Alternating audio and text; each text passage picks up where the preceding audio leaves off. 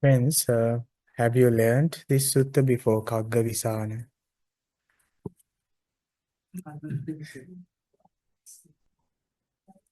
Have you read this one? Yeah? It's very good. And were you studying this also? No, not. Okay. This is about Pacceka Buddhas.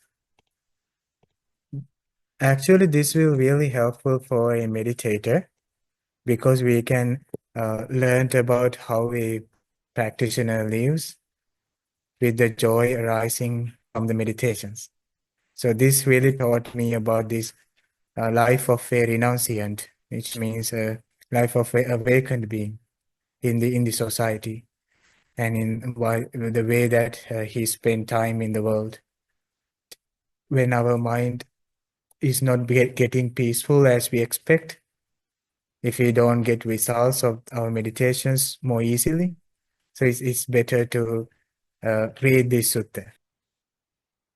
And when I'm tired of like meditating, sometimes when I feel sleepy, what I do is I chant this in Pali language. So it goes with the Pali language also. Before starting this, let's get a background knowledge about this sutta. Actually, this is focused about a certain being called Pacceka Buddha. Okay, in English, it is. Have you heard about these Pacceka Buddhas? Those were called private Buddhas. Okay, in some of the translations, it is called private Buddhas, and some translation it say secret Buddha. Okay, and some translations say it is personal Buddha. There is a reason why they are said to be a personal, secret, or private, is because they don't gather any followers. So these Buddhas don't have any disciples around them. There's no one who follow and practice his teachings.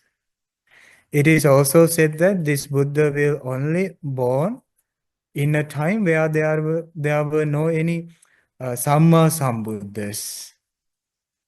Samma Sambuddha means the Buddha that we went for refuge, that we study the Dhamma. So that Buddha is very powerful. There's no actually difference in between the awakening. They both have the same awakening, but what differentiates them both is the Samma Sambuddhas teach the Dhamma, so that there will be practitioners around those Buddhas. But the other, like the private Buddhas, don't have any followers, and they don't teach. Because of that, there will not be any followers.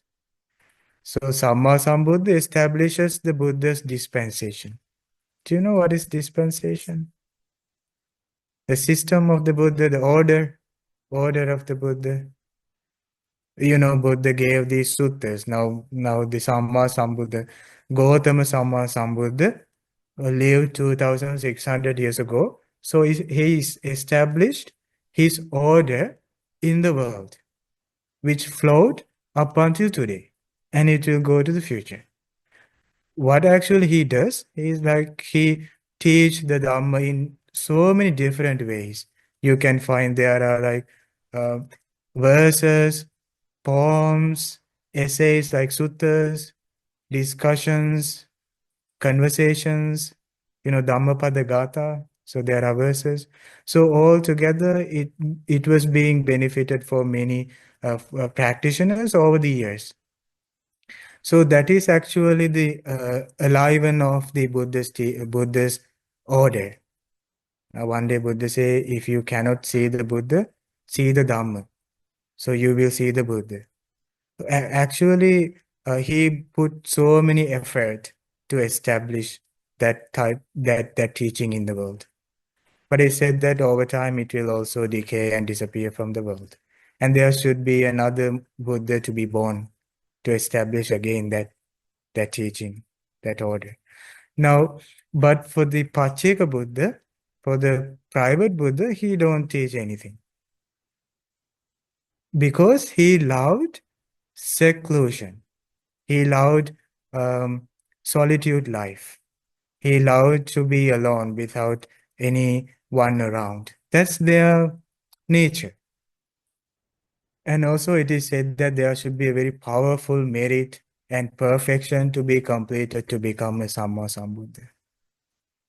Now, where there was no Samma Sambuddhas, there will be this type of like personal Buddha, secret Buddha. It is said that before our Buddha being born, 2,600 years ago, little ago, like maybe 2-3 years ago, there used to be a private Buddha, and he lived there. And he said that he heard that again in the future there will be a Samma Sambuddha, so then he passed away. That Buddha's name was Matanga. Matanga Buddha was there before the Samma Sambuddha, Gautama Buddha. So it is nature of the world where there was no any Samma Sambuddhas, there will be a personal Buddha. But there are times that these Buddhas helped others to be awakened, like giving some clues. They don't teach like suttas, but they only give some clues, some hints. just the hint. And then if that person were to be wise to understand that hint, so he will be also a personal Buddha. Not an enlightened Buddha, enlightened one, like enlightened Arahant, but they become again they themselves convert into a personal Buddha. Okay? Fine. Even though that they don't actually explain the Dhamma, if somebody were to offer something to them, if somebody were to pay veneration to them, pay respect to them, homage to them, they get much more very big, powerful merits. There were some of the monks in the Buddha's time, they were born and became enlightened because of doing an offering and a respect to a personal Buddha in a previous life without knowing, because they cannot be recognized. Because personal Buddhas doesn't have um, anyone around, so nobody knows who is he. So he don't teach, I'm the personal Buddha. And also because um they are not visible from the appearance like they are a Buddhas. He said that Samma Sambuddha had bright, shining aura. In the tradition, it says there was an aura, but there's no any mentioning about this Pacceka Buddhas holding such a aura around. So it's difficult to find. One day there was a prince climbing up on having a horse ride around the city. Now, all of a sudden, this prince encountered with the Pacceka Buddha. So this Buddha, the monk, the sage, is having the alms bowl to going for the alms round and going peacefully, entering to the forest. And this prince was on the horse and looked at this Pacceka Buddha and didn't know anything who is he. He's just having a rag cloth. He's just having an alms bowl and just going peacefully on the street. Now this king, the prince, got so much like angry when he saw the Pacceka Buddha, because the Pacceka Buddha did not pay any respect. Other people, when the prince was going on this horse, other people were so respected, and they paid their homage and salutation to this to the prince, but not the Pacceka Buddha. So he got so angry, and then he came to this Pacceka Buddha and get off from the horse and went to him and asked, now everybody respect. Everybody put their salutation to me, and they love me, but why you don't? You shouldn't do that, because this is my kingdom. You should not treat me like that. And then he got so angry, and he pulled this Bante's arms ball and smashed it on the floor, and then beat him. Yeah. and then get onto this horse and then went because of intoxication with youth. There are three intoxications. So he was so much puffed up with his intoxication of youth. So then he went. He said that he went little and then he got some swellings on his body and then they were broken and then all the blood and pus like covered his body, and by that illness he died.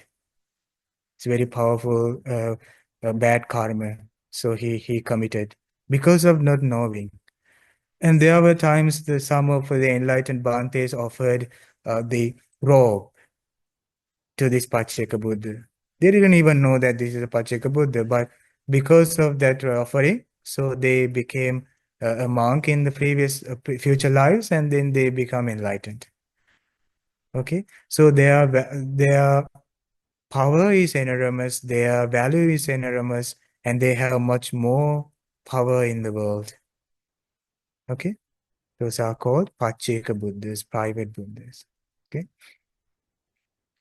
And what they love is to live a secluded life. Okay. So what is like seclusion? Loneliness? Is it loneliness? Isolation. Iso Isolation. There are many words. Isolation, loneliness, being alone, seclusion, solitude. What are they? What is it referring to? Let's say loneliness. Is it okay to be lonely? Now, in the world, it's said that many people are nowadays, modern life, and modern days are living lonely, separated from their loved ones, and they feel sad about that, don't they? And again, people say, I'm so sad because I don't have anyone around. I don't have my friends. In Buddhism, in Buddha's perspective, actually it is not loneliness, but it is solitude life. And I recently read a book on solitude, the book named Solitude. And actually it was written around this concept of cutting off all the relationship with the technology. That's the one way people try to define solitude life. Cutting off the technology, so you don't have any technology, smartphone, no televisions, no radios, so just being alone without having that. So it depending with the context, there may be many different ways people define it, but it is slightly different from the Buddha's perspective. He said this one day. There was an incident happened one day when the Buddha, after the meditation, after having the alms food, so Buddha go to the his room, chamber, and meditate up until evening. So in the evening, normally all the monks and the Buddha also gather to the meditation hall. It's a hall like this. Okay. This is still there in Savatthi, Varanasi in India. This stage and also the meditation hall is also already there. So Buddha go to that seat and cross his legs and like sit down looking at the monks. And then if there is something to start this conversation, so Buddha give the teachings starting with that conversation. Now the monks, when the Buddha entered in the meditation hall, were so busy with the discussion. And they were like making huge noise and having a big discussion about not very beneficial things, like about the kings, about the countries, about the wars, about the others commissions and omissions, like that discussions naturally comes out, and we engage with that discussions. Like sometimes it's pointless. It doesn't headed to any good direction. So Buddha said there are like 32 speeches, 32 discussions you should not do. if you search for a peace of mind. The one is like gossiping, gossiping and talking about it said that celebrities, talking about the celebrities, what they like to eat and what they don't like to eat, and where they were and with whom they live. So like that. So Buddha says it's pointless to talk because it doesn't mature the heart. Now the Buddha came and sat down in his seat and asked, monks, before I'm entering to the meditation hall, what were you talking? So the monk said, oh, we just talked, not very helpful, not very valuable thing, just pointless talk, Buddha. And yeah, they normally reveal. So they said they didn't try to hide, so just revealed, oh, we had this discussion. So Buddha said it is not proper. It's not proper for you monks to talk, engage in such a discussion after you give up your household life with the faith. If you were to engage in that kind of bad discussion, it's not good. They say no, it's not good. Monks, when you gather together, do two things. If you must talk a Dhamma, talk something you learned from the Dhamma. Like as an example, they can talk about the impermanence. Everything is impermanent. We gotta like spread loving kindness. We should be tolerant. We should be patient. Time to time, we should have a secluded life. So do such a talk when you gather together. If not, you do noble silence. What is noble silence? There are two silences. We can be silent when with letting our mind to wander. It's also kind of a silence. Let's say I go to a forest and sit down under a tree and I'm thinking about all the things happened in the past and things gonna happen in the future and things other people did and said. So there can be such a thing like happening in the mind, like we are wandering with the thoughts, but still we are in a forest. So that is one silence. And Buddha say the other silence is noble silence. Can you guess? You are being alone, even you are in the crowd. You are doing a meditation. You are practicing loving kindness. Well, that won't work all of a sudden. Your mind will not be peaceful all of a sudden, like immediately, but it's still giving some practice and doing something to control the thoughts. That is called noble silence. So Buddha say, live, when you gather together, do two things. Else you should engage in a Dhamma talk, or else you should practice a meditation. That noble silence is the meditation.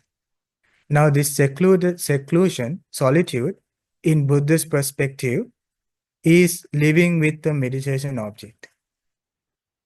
So then nobody wants to suffer being alone. Let's say there's no one around. So it's a very great opportunity to practice a meditation. Why? If there is someone around, is it bad to have friends, families? No. But for the personal discovery, to discover ourselves, we need some little bit detachment. Okay. So these verses, they are a collection of verses. So nobody knows they are lived the personal Buddhas in the past. Nobody knows, because they will only be born in a where there is no Buddhas. So because of Buddha's recollection of the past lives, so he had this power to recall and recollect their lives. And then Buddha said there was this type of a person, that type of a person, and those became enlightened beings, and they are called secret Buddhas, Pacceka Buddhas, personal Buddhas. So now the Buddha say, they, depending on their character, they take certain practice which make them to become a person of Buddha. Which means, according to the characters, let's say for an example, there can be in this group also, there can be one person can easily meditate breathing. But for another person, it can be loving kindness. And for another person, it can be impermanence. There are special unique qualities among us that might or might not 100% equals to another person. Like it will not all equal. There can be differences in between us in with the power, with the value of our spiritual faculties. That can be something we practice in our previous lives. Let's say we were to practice breathing so long time in the past. So when we are going to meditate breathing, it can be very easy to meditate. Okay, so like that. So in these Buddha's lifestyles also had such a special qualities. I was doing this discussion today in the morning session for the children. So I shared this sutta with them. So I said, the Spider-Man can like shoot the webs, and while the Superman can fly, and the Wonder Woman can like hold the shield. So they have their differences in between their lives, their own powers that they carry. So the same way, I said, these Bhantes had differences in their lives, but still they realize the same Four Noble Truths. Their understanding is the same. What they understand is the impermanence. Okay?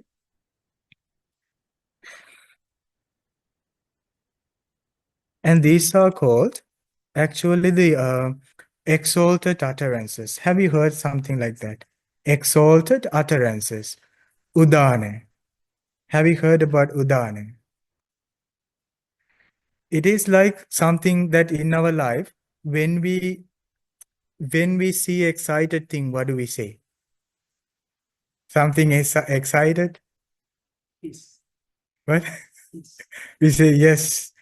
Otherwise, we say what? Oh, no. Wow. Sometimes we say, oh, oh no.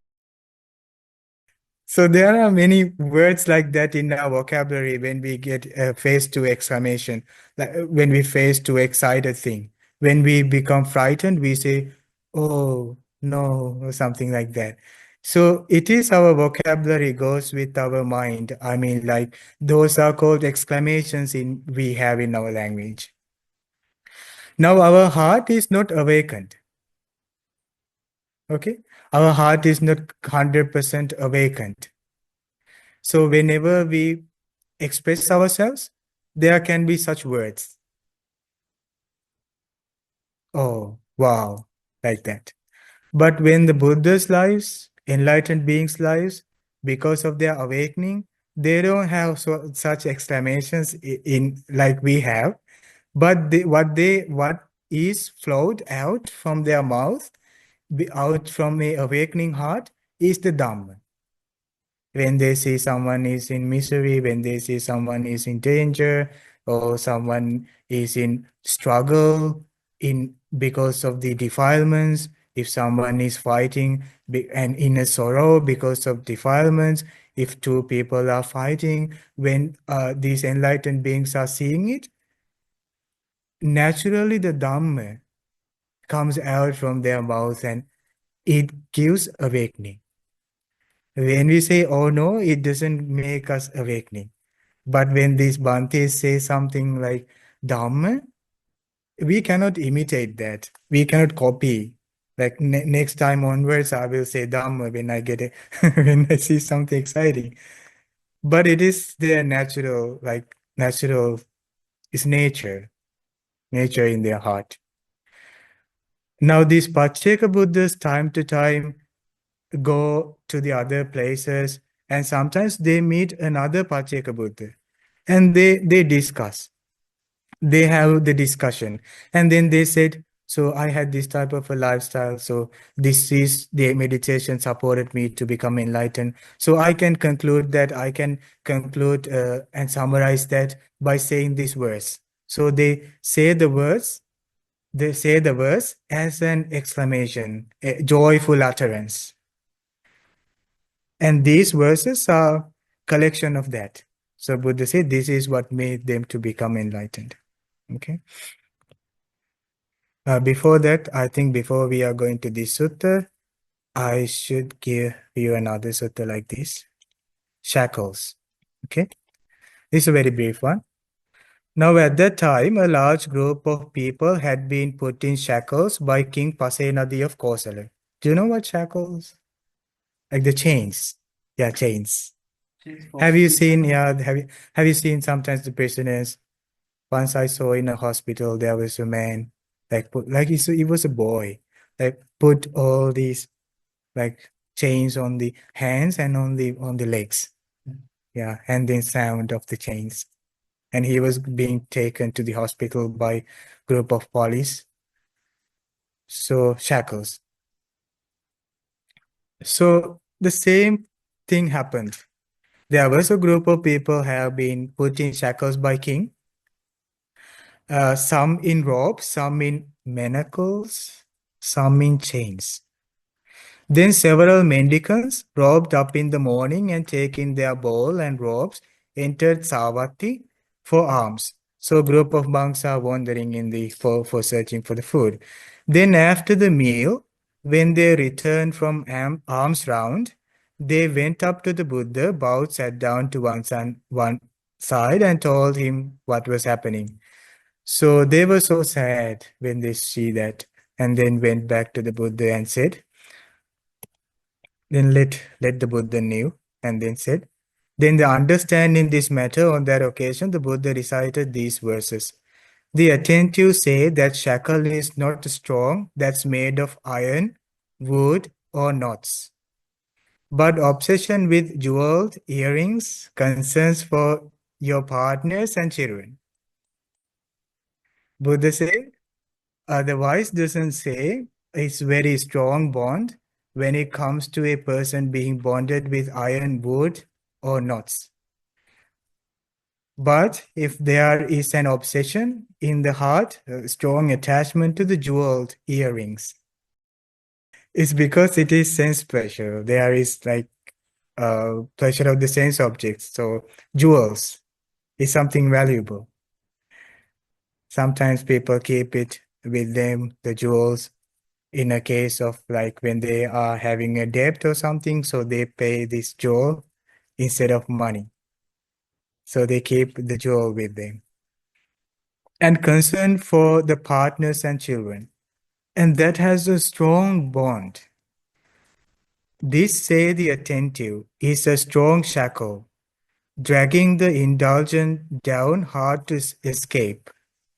Having cut this one, two they go forth, unconcerned, having given up sensual pleasures. Which means, have you heard this teaching, this principle that Buddha once said about when there is 1,000 attachments, there will be 1,000 pain. And again, Buddha said to the Vishaka, do you remember the Vishaka? So the Buddha said, when there is 50 attachments, 50 clingings, there will be 50 pains. When there is 10 attachment, 10 pains. When there is 5 attachment, 5 pains. 1 attachment, 1 pain. When there is no attachment, there is no pain. That is a principle, not hating the life, but they said that as a principle. It's a fact. It's something visible. Why? What is there is such a teaching? It's because the things that we attached is not permanent. Let's say there are 1,000 attachments, all the 1,000 things change. There is 10 attachments, all the 10 things change. Actually, 1 attachment means the attachment we have to ourselves. We have attachment to ourselves, to our senses. That's why liberation seems like very difficult, very hard. We have attachment to ourselves. But you say no attachment, no suffering. Our senses changing, our life changing, people around us changing. But this attachment is very powerful. Here, Buddha say it is much more powerful than the iron chains. Why? Because it's a attachment starting from the mind, not a bodily attachment. So someone can put us chains in our hands, but there is much more attachment in the heart. No matter how far we go, wherever we go, we have that attachment more than the iron, wood, or knots. Now, here the Buddha say, having cut this one too, they go forth, unconcerned, having given up sensual pleasures. Enlightened beings lived their lives like that. It is said that these, like the Pacceka Buddhas, before they are becoming a Buddha, is almost always a king. They are not being born as Pacceka Buddhas. The baby is not a Pacceka Buddha. But over time, so he normally reborn in like that person reborn in a royal family.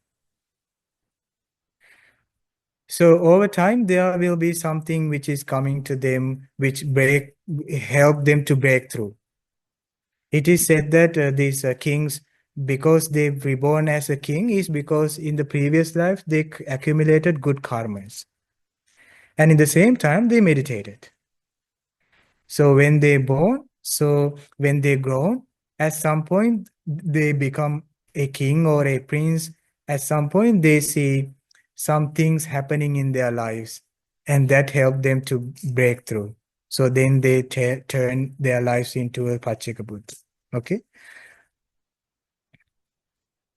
Now this is the story about the first Pacceka Buddha. It's not a story. It's each and every verse has a story, but I'm not sharing that story with you tonight. But it will be the verse. When you have laid down arms toward all creatures, not harming even a single one, don't wish for a child, let alone a companion. Live alone like a rhinoceros horned rhino, like a horned rhino. Their life is regarded as in a simile, like a rhinoceros horn. How many horns rhinoceros has? It's one. Indian, two or three, yeah. Actually, this is English translation, but this is in the Pali. It is Khaggavisāṇa. Khaggavisāṇa is not necessarily rhinoceros. It's not rhino. It is called the unicorn. You know, there is a single horn in their head, like the creature, like the horse. In the traditional text, it said that this creature used to live in the Himalayas. I don't know. That's how the commentaries say. This creature used to live in the Himalayas, and they live alone. They have one horn on their top of their head. So it's to be easy to understand. I think the English translation goes with the rhinoceros horn, and still it makes sense. It's not a horn like a deer or a moose. Have you seen the deers has so many branches in their horns, either sides? And the moose also, antlers, they have so many branches in the horns. But the rhinoceros, just one. Unicorn, just one. Okay? He said, he lived like a horned rhino without having any attachment, but is still spreading loving kindness. When you have laid down arms towards all creatures, which means he don't take up any weapon to harm other creatures, not harming even a single one, don't wish for a child. So it is their lifestyle. It's not like they are saying, no, don't have children, don't have companion, don't have partners. But he say it is their own nature. Don't wish for a child, let alone a companion. Live alone like a horned rhino. The second one. Those with close friendships have affection, following which this pain arises. Seeing this danger born of affection, live alone like a horned rhino. So what is this affection he's referring to? With those with close relationships have affection. Whoever we have close by in our lives, our family, our friends, our relatives.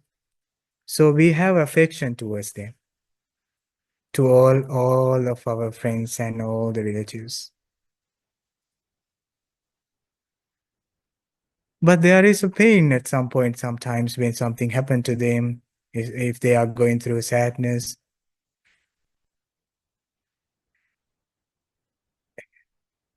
It's loving kindness. It can be loving kindness, and it can also be lust. Sometimes love is interpreted as lust. Sometimes love is interpreted as loving kindness. Sometimes compassion. Sometimes greed. So there are many definitions for the love. So in the Buddha's teachings, love is loving kindness. It's spreading loving kindness. Okay, but also in the worldly life, in household life, there is also involvement in the lust and like relationships. But here, this Bhante is saying, with the close relationships, have affection, following which this pain arises. Seeing this danger born of affection, live alone like a horned rhino. Have you seen, for the sake of love, sometimes people do unskillful things, sometimes they harm their relatives, their family members. Have you seen such things? Sometimes when their loved ones are going with another, so they feel so sad, and then they engage with the fight and quarrels, and then sometimes very bad things happens in the world. So there is a pain because of that. When loved ones living around us, when their feelings, emotion changes, it brings us sadness. So that is why this Bhante is referring that the affection gives rise to pain.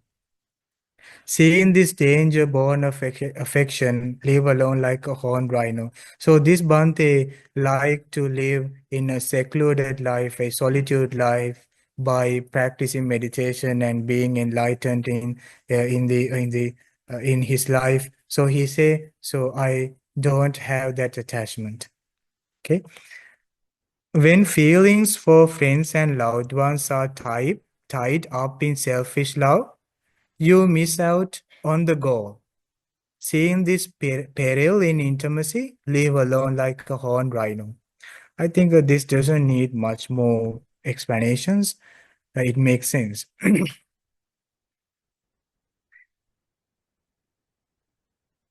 As a spreading, oh, this one is interesting. So the bamboo. Have you seen the bamboo trees?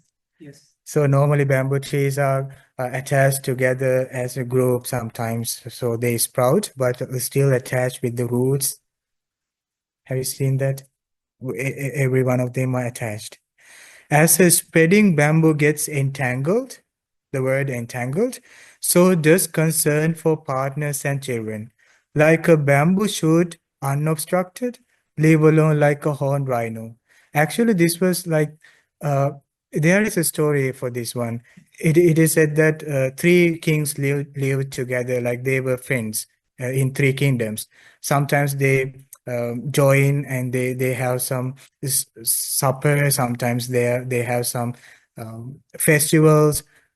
So one day, two kings became Pacheka Buddhas, but one king was still living in the kingdom. So the other Pacheka Buddhas wanted that one friend to be awakened, because they saw this person have much more merits to be awakened. So the two friends thought, to enlighten, like Pacheka Buddhas thought, let's go and give him some hints to be awakened. So now they don't know how to teach. So then they went to when there is so many people gathered, and they were like, look like dancing and singing songs, and there is so many people like applauding and cheering and having so many uh, tasty foods. And in that situation, so these two enlightened beings came to this place. And now they wanted to tell him something, but he don't understand what to tell. But what these Bantes thought is that in the close by there was a bamboo trees entangled together. And from a side, there was a one bamboo tree without any obstructions, without any attachment to other bamboos. Sometimes there are such shoots also independent with that group. So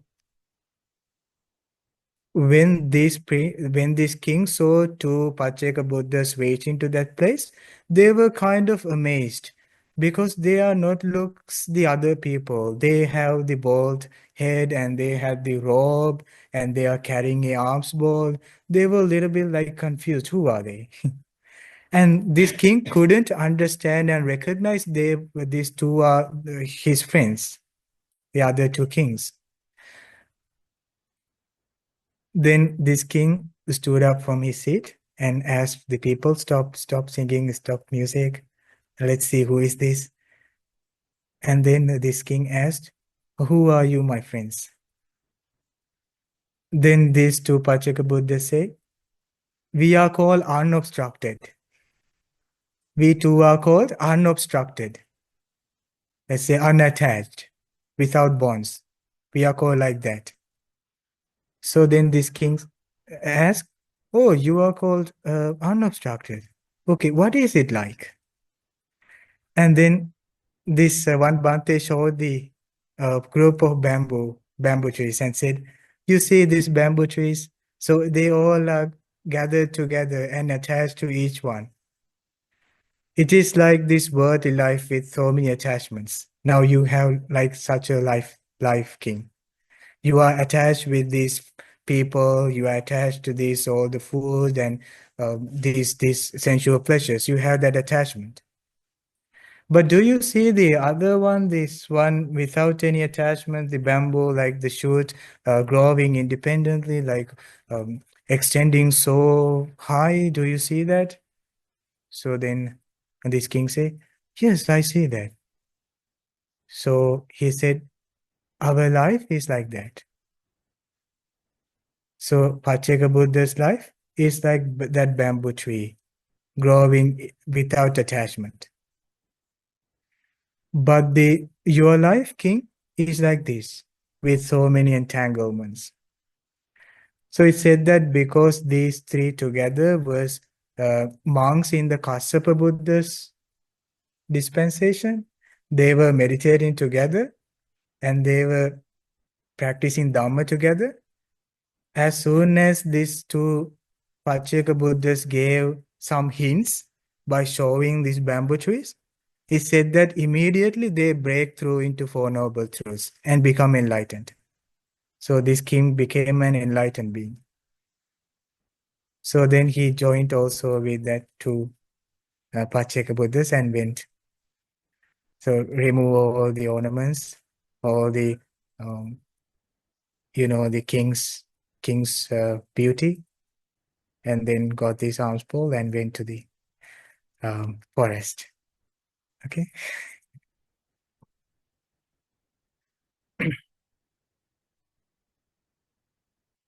As a wild deer loose in the forest, grazes wherever it wants, a smart person looking for freedom would live alone like a horned rhino.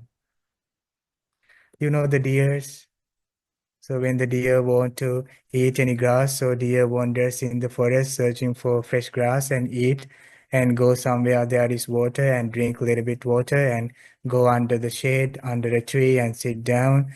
And when it gets hunger again, go back to the forest and search for some grass and eat the grass and drink some water. Are there any deers to tell, like, don't eat this grass, only eat that grass?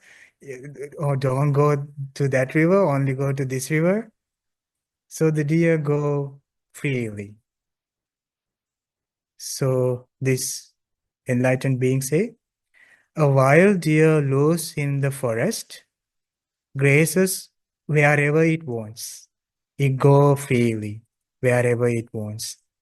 A smart person looking for freedom would live alone like a horned rhino.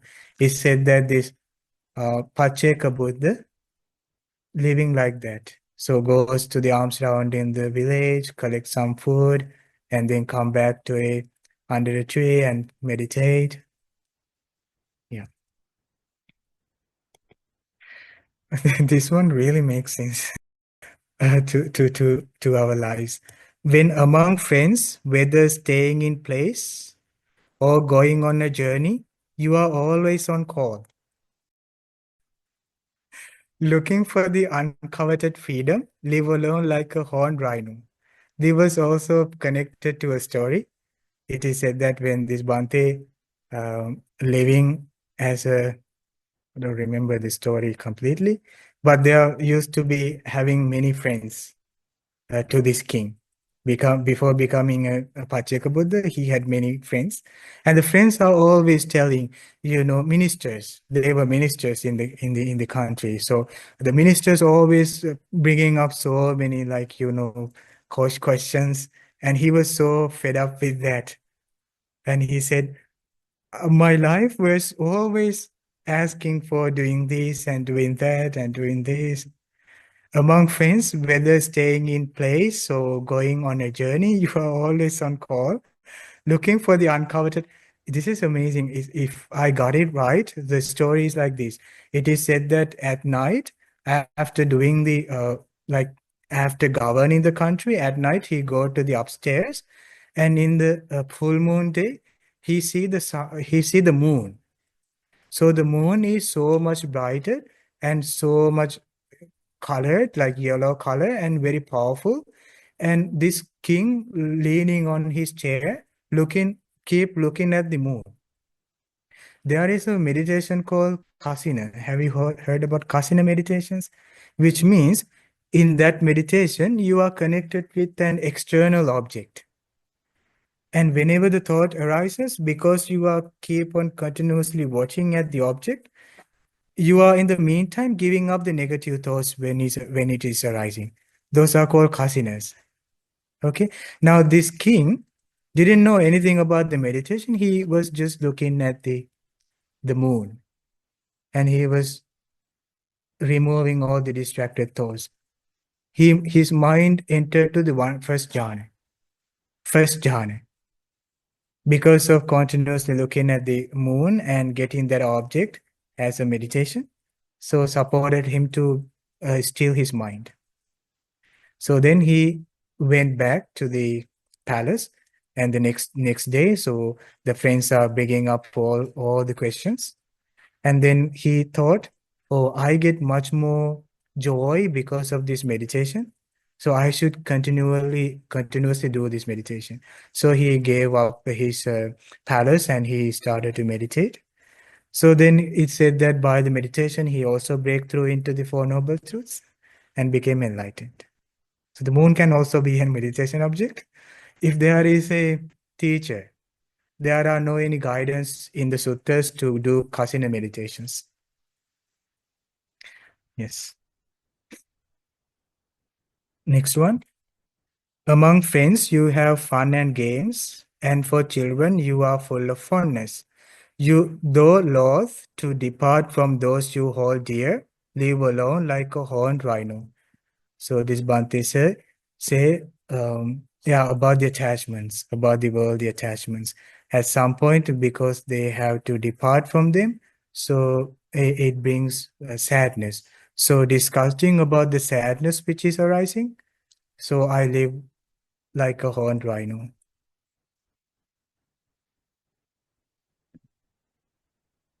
There are many verses. Among all of these, what I love most is the last one. This one. They befriend you and serve you for their own sake. These days, it's hard to find friends. Lacking ulterior motive, impure folk cleverly profit themselves, live alone like a horned rhino. Literal meaning is that there are friends around us, but most of the friends are living with a kind of a benefit. They come to us because searching for some benefit, not just because of sometimes, not everyone, but sometimes not for a good motive, but sometimes bad motives. As long as we give something to the friends, so they treat us well. But if we don't give something, so they become sad. This was also a truth in the previous lives also. In the Pacheka Buddhist time also, not in this time also, not only just in this time. It was similar in the previous lives also. So the human nature doesn't change. So sometimes people join with us for searching for some kind of a benefit. But if we don't give that, so they become angry with us and then leave us. They befriend you and serve you for their own sake. These days it's hard to find friends, lacking ulterior motive. Impure folk cleverly profit themselves, live alone like a horned rhino. And this one is also important. It is said that these Pacheka Buddhas definitely praise the good friends. Clearly, we praise the blessing of a friend. If you have a friend, if you have a family, if you have children, so we praise that. It is good to be with friends you are equal or better. It is said that one should be friend with someone who is equal to you or better than you. But failing to find them, eating blamelessly, which means they are having righteous occupations, live alone like a horned rhino.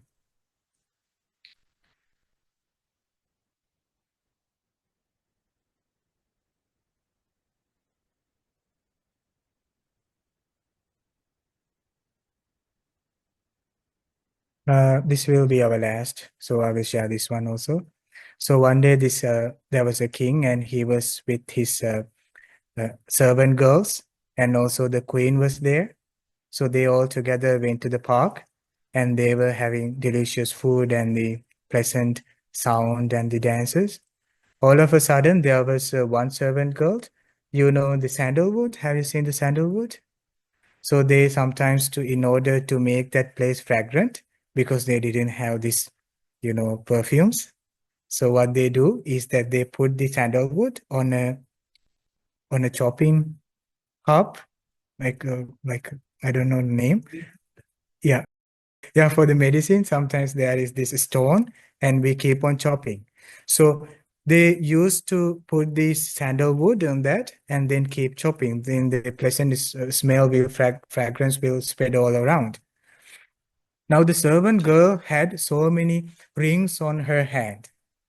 Like in Indian culture, they used to have so many rings all around their hands. And now the servant girl is chopping the sandalwood. There was a very big noise. Why? Because these tassels, these rings are like touching each other, like striking each other, very big noise. Now the king was laying on his seat and looking at this incident. It's a very big noise. Now the queen was a little bit away, and the queen was checking what's the king was looking at, and then the queen find out the king is looking at the servant girl.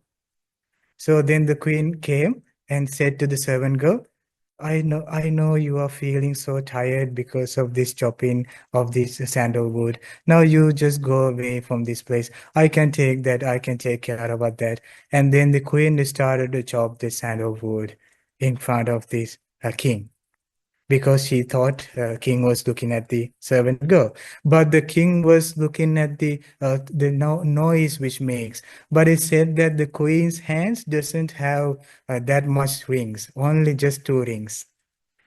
And the queen is also like chopping these sandalwoods, but does not make any noise. And then this king started to think, okay, now it was impermanent. The first time there were so many tassels, so many rings, it made so many noise. Now she went away. Now the queen came here. Now there is just 2 rings, doesn't make any sound. It was impermanent. Oh, this is the nature of the life. So he started to ponder. He said that he break into the enlightenment and to the Four Noble Truths, and he realized I should also live alone like a rhinoceros horn, and then stood up from there. And it said that the queen came with little bit sandalwood and asked from the king, may I put 1 point? You know, in Indian culture also they put like here this dot in front of their forehead.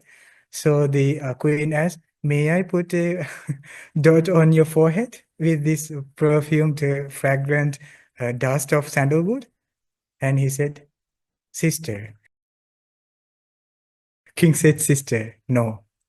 So the queen got so sad, so upset. Oh, why is he talking to me like sister? So he said, I don't need this sister. So he stood up and he said to the queen started to cry and asked from the others, why is he saying like that? He don't need this dot in his forehead. So then this Bhante, enlightened Pacheka Buddha, said, I feel so much joy inside of my heart.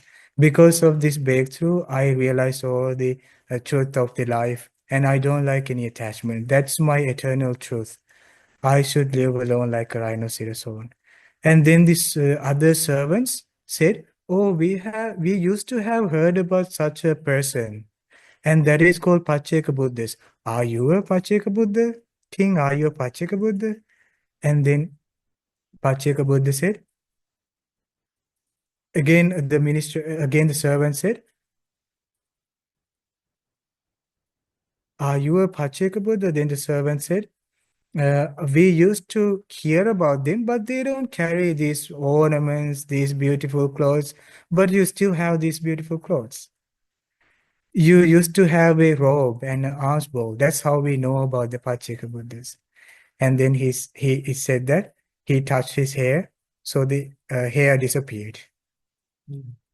And then he touched his ornaments, and the ornaments disappeared, and came the robe and the alms bowl to his hand. Then he, leaning on the ground, he went to the forest. And then he said that all these Pacheka Buddhas gathered to one place. And they live in the forest like a deer. Yes. These stories are beautiful. One day, there was just one more, right? We have 546, just one more. There was a king. He wanted to hear about the lion's roaring. He never heard about how the lion cries, lion roar. So as from the fellows, have you ever heard my ministers and my servants how a lion roars? So the minister said, we have heard about the lion's roar, minister said. So the king said, could you please take me to see a lion's roaring? So the minister said, it is not that easy. They are living in the forest. It's very dangerous. So the king said, no, I must see a lion's roar. I must hear a lion's roar. And then the minister said, okay, let's go with the force. Let's go with all the force. And then they went into the forest. In the forest, they spotted a lion sleeping on a plain stone plate.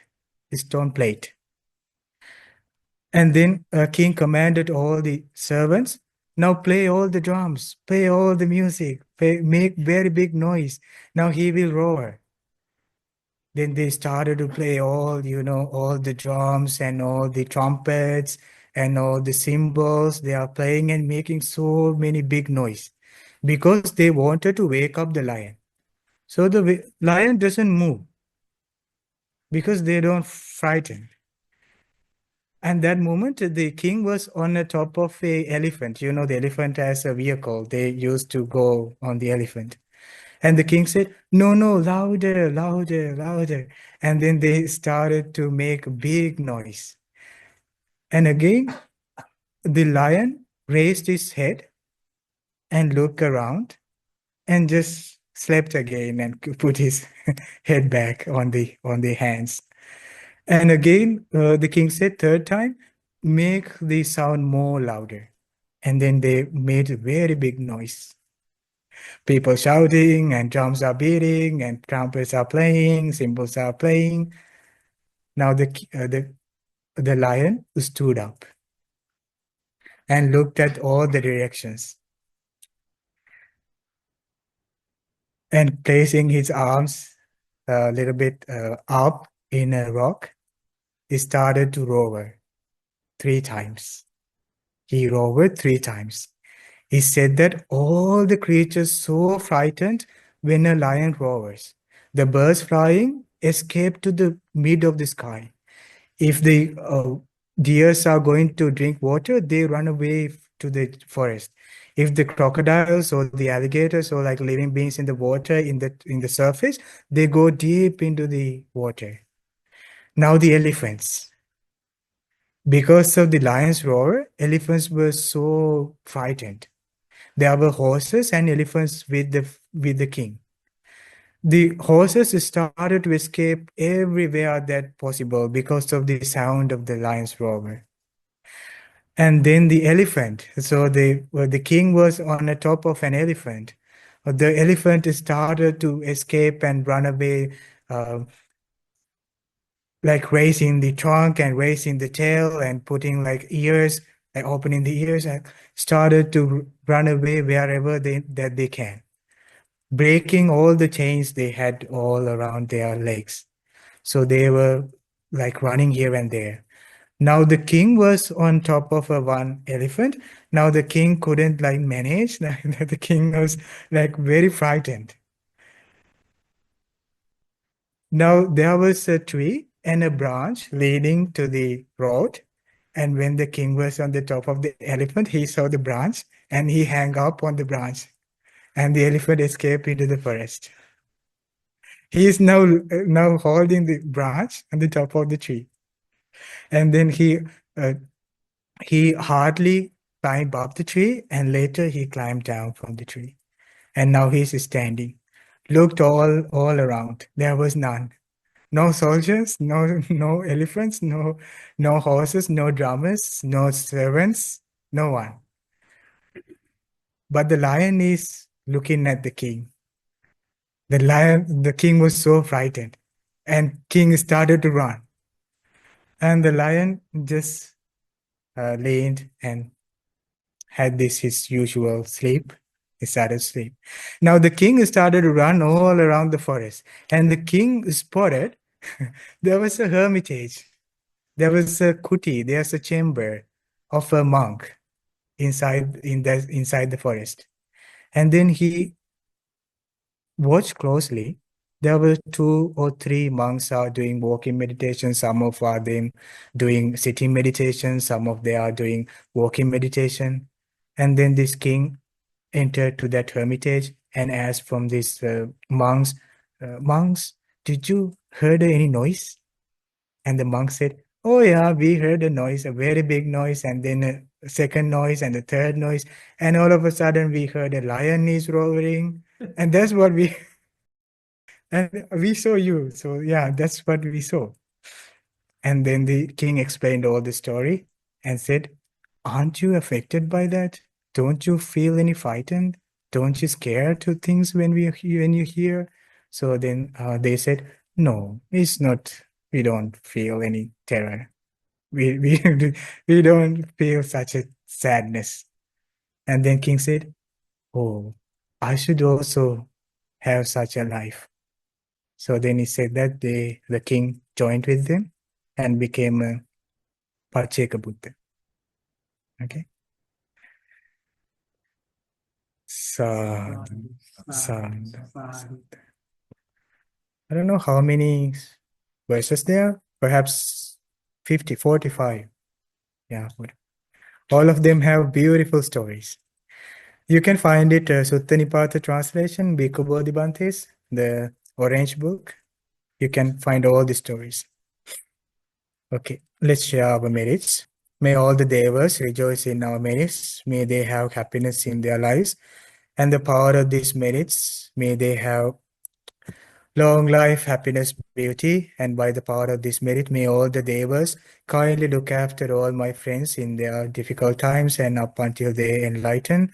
And by the power of this merit, may all the devas be able to realize the Four Noble Truths in this Gautama Buddha's dispensation. And may our departed relatives rejoice in this merit. May they have happiness in their lives, and by the power of this merits, may all the departed relatives be able to realize the Four Noble Truths in this Gautama Buddha's dispensation. Sadhu, sadhu. And may all our merits, let's share with our teacher Bhante and all the other Bhantes. May all the Bhantes rejoice in this merit. May they soon attain Nibbana. Sadhu, sadhu. And finally, let's share all merits with those who joined with us in our Zoom session and also in person. May all of you rejoice in this merit. May you have long life, happiness, health, and beauty. May you soon be able to realize the Four Noble Truths in this Gautama Buddha's dispensation. Sadhu, sadhu. Okay, friends, thank you so much for joining. Thank you, Bhante. You're welcome. Thank you, Bhante. Supateva. Namo Buddhaya Bhante. Sadhu anumodata. Namo Dhammi. Bhante Bhante. Kamami kamitam. Supateva nidukeva nirokeva. Supateva. May you be well and happy. Take care, friends. Good evening. Namo Buddhaya. Namo Buddhaya Bhante. Buddha. Thank you, Bante. Thank you, Bante.